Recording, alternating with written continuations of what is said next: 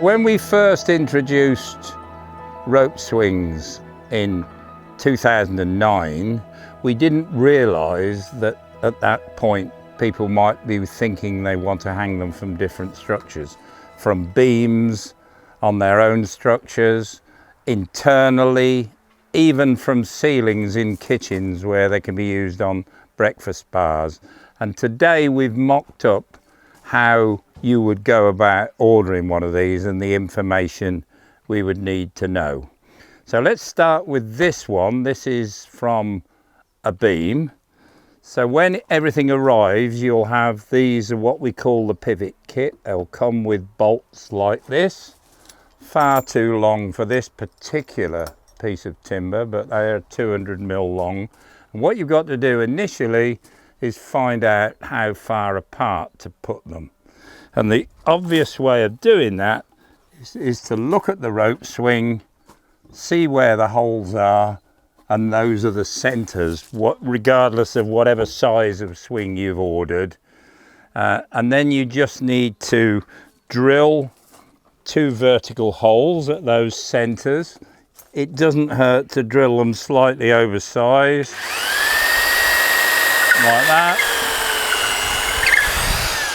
So the bolts are 10mm, but ideally you can drill a 12mm hole, and then you set them the correct distance.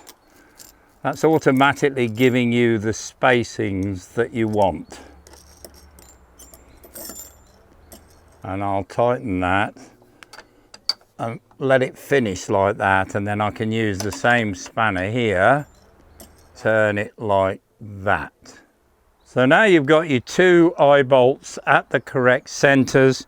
All that remains to do is to hang the swing, and you do that using the special pivot set we have made. You can see here there's a black nylon bush that we have made specially for us, and you set the bush in the centre of the eye bolt. You put the spindle in like that, and then you simply tighten that up, making sure that the eyes are at right angles, and that's the pivot that you're going to get when you're ready to swing the rope swing. If this is not a beam, it's a ceiling with maybe plasterboard on here, the principle is exactly the same, but we supply you with these. This is a wood screw thread, and all you've got to be mindful where services are, but you need to get a good fixing into the timbers behind the plasterboard or the boarded ceiling. But you set those in exactly the same way.